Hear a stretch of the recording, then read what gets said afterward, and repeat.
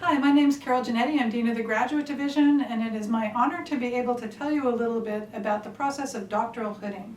First of all, I want to congratulate you on getting your doctoral degree. I know that it has been a lot of work, and one of the privileges that you have earned by getting your doctoral degree is the privilege to wear this very odd garment, which is called a doctoral hood. A few facts about this. You will notice that it's handmade with velvet on one side and then satin on the other side, and it always has hash marks, so you have a background and then a hash mark of another color. Traditionally, and still in Europe, the colors of your doctoral hood are reflective of your discipline. So sometimes there are particular colors for engineers, other colors for medicine, other colors for humanists. But in the United States, this has evolved so that the colors represent your home doctoral institution, so you get to wear the beautiful blue and gold of the University of California. I want you to take a minute and think about all of the people who have worn this hood before you, and just take a minute to think about what it really means to join their ranks. A couple of odd things about this odd garment. One of them is that you will notice that there is a loop here, right up at the top, where the velvet gets very thin. This is the part that goes across your throat. And the loop is very useful because you can button it to your shirt, or sometimes there's a button on the inside of your doctoral robe, and basically that keeps the weight of the hood from going against your throat, which can be uncomfortable after a bit of time. But be sure to do the button after you get off the stage and are back in your seat. Okay, the other thing I wanted you to notice is that there's a second button here. And it's really important that you take the time to unbutton this before you walk across the stage and make sure that it is open. Because otherwise, if it's buttoned, then when they try to put it across your head, they're likely to knock off your cap. So you don't want that to happen, so be sure this is unbuttoned.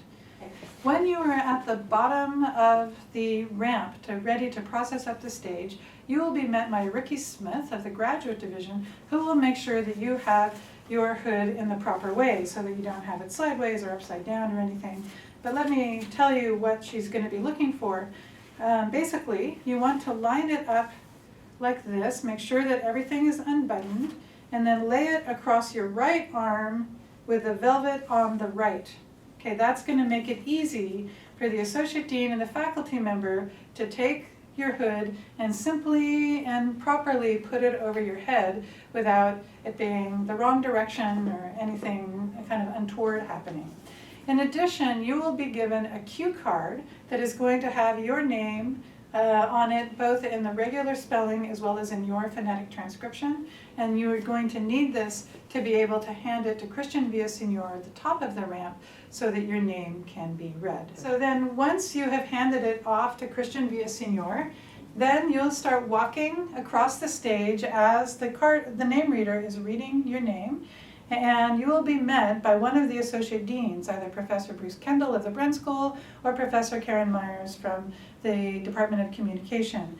They will take the hood from you and hand one corner over to your faculty member, and then the two of them together will place it over your head and you will be co-hooded. If you are tall, be sure to bend your knees a little bit to make sure that the hood can easily pass over your head. Once you are hooded, I will be standing to your right with my hand extended in order to take your hand, shake your hand, congratulate you, and then you can move beyond me over to shake the Chancellor's hand. He will also congratulate you. Then you leave the stage and go down to the bottom where there will be a photographer, and you and your faculty member can have a moment to really think about the fact that you have just graduated. Enjoy that feeling, and you can thank your faculty member and just really smile for the camera and have just that wonderful moment right there.